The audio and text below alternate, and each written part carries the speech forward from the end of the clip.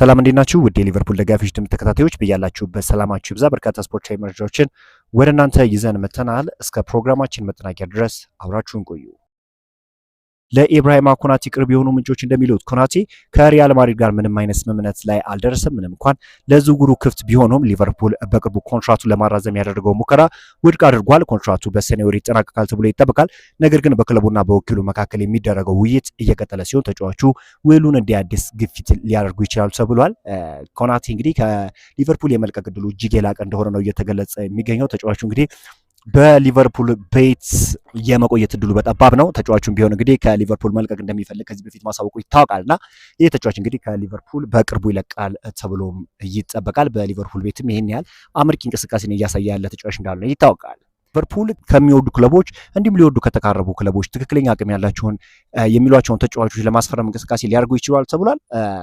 ከዛ ውስጥም እንግዲህ ሚኪ ቫንደቤን ተካቷል። ሚኪ ቫንደቤን እንግዲህ በሊቨርፑል የዝውውር ራዳር ውስጥ የገባ ተጫዋች እንደሆነ ይታወቃል። ከዚህ በፊትም እንግዲህ ከሊቨርፑሎች ጋር ስሙ ሲያዝ የቆየ ተጫዋች እንደሆነ የሚታወቅ ጉዳይ ነው እና ይህ ተጫዋች እንግዲህ ከሊቨርፑል ጋር በተደጋጋሚ ስሙ እንደተያዘ ይታወቃል እና ሊቨርፑሎችን በክረምቱ የዝውውር መስኮት ተጫዋቹን ለማስፈረም እንቅስቃሴ ለማድረግ ዝግጁ ናቸው። የኢብራሂማ ኮናቴ እንግዲህ በሊቨርፑል ቤት የመቆየት እድሉ ጠባብ ከመሆኑ አንጻር ይሄ ተጫዋች እንግዲህ ወደ ሊቨርፑል የመምጣት እድሉ ከፍ ቢል ይህን ያለ ያስገርም ይችላል።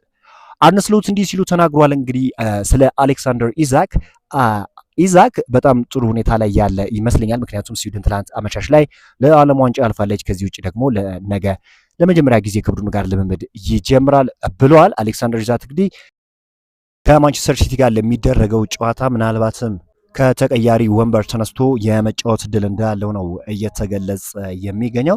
የተጫዋቹ መመለስ ለሊቨርፑል የሚሰጠው ግልጋሎት እጅግ የላቀ ነው ተብሎ ይጠበቃል እና በተለይም እንግዲህ ተጫዋቹ ወደ አቋሙ እየተመለሰ ባለበት ጎል ማስቆጠር ሲጀምር ነው እንደዛ አይነት ጉዳት ያስተናገደው። ለሊቨርፑል በጣም ልብ የሚሰብር ነገር ነው እና አሁንም ቢሆን እድል አለው እንግዲህ ወጣት ከመሆኑ አንጻር አገግሞ እንግዲህ ወደ ቀድሞ አቋሙ ይመለሳል ተብሎ ይጠበቃል። ከዛ ውጪ ጀርሚ ፍሪምፖንግ እንግዲህ ሊቨርፑልን ከተቀላቀለ በኋላ የጉዳት ሪከርዱ ከፍ ያለ ነው። እንግዲህ ትናንት ምሽትም እንደገና ከሜዳ ወጥቷል። ለሊቨርፑል ከመፈረሙ በፊት በእግር ኳስ ጉዳት 7 የክለብ ጨዋታዎች ብቻ ነበር ያመለጡት። ታዲያ በሊቨርፑል ቤት የሃምስትሪንግ ጉዳት 2 ጨዋታዎች አልፎታል። ሌላኛው የሃምስትሪንግ ጉዳት 12 ጨዋታ፣ የሃምስትሪንግ ጉዳት አሁንም 5 ጨዋታዎች አልፎታልና በሊቨርፑል ቤት የተመቸው አይመስልም። ተደጋጋሚ ጉዳቶችን እያስተናገደ ይገኛል። ሜቢ ያለ ሪዝን አይሆንም ወይ ያሰለጣጠንም ዘይቤውም ሊሆን ይችላል እንደዚህ አይነት ነገሮች ሀፕን የሚያደርጉትና ዶክተሮችም የሚያደርጉት ጥንቃቄ በራሱ ኢምፓክት ሊኖረው ይችላል። ነገር ግን በሊቨርፑል ቤት እንደዚህ አይነት ተደጋጋሚ ጉዳት እያስተናገደ ይገኛል።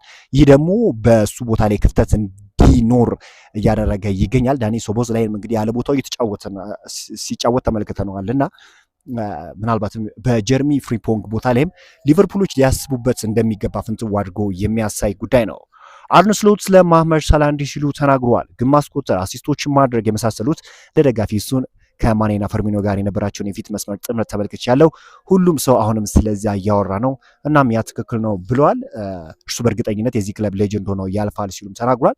በሊቨርፑል ቤት እንግዲህ ታማኝ የሆነው ተጫዋች ነው ማለት ይቻላል። ብዙ ኦፈሮች ሲቀርቡለት ነበረ፣ በተለይም ከሳውዲ ክለቦች ብዙ ኦፈር ቢቀርብለትም ተጫዋቹ ግን በሊቨርፑል ቤት መቆየትን ምርጫ ማድረጉ ይታወቃልና ይሄ ተጫዋች እንግዲህ በሊቨርፑል ቤት ገና አሁንም ብዙ ስራዎችን እንደሚሰራ ፍንትው አድርጎ የሚያሳይ ነው። ተጫዋቹ ፖቴንሻል አለው። አሁንም ይሄ ተጫዋች እንግዲህ በክረምቱ የዝውውር መስኮት ሊቨርፑልን ይለቃል ተብሎ ይጠበቃል። የሊቨርፑል ደጋፊዎችም ካደረገው ነገር አንጻር መልካሙን ሁሉ እንደሚመኙለት ነው እንግዲህ እየተገለጸ የሚገኘው።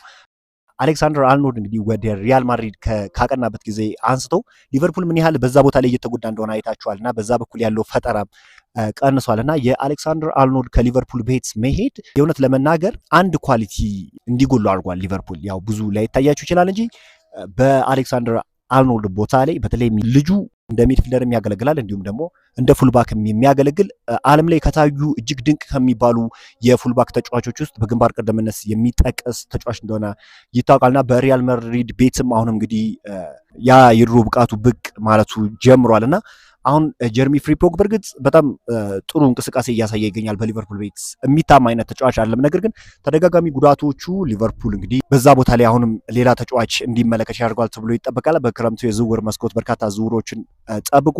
በአዳዲስ ስፖርታዊ መረጃዎች እስክንገናኝ መልካም ተገኘ።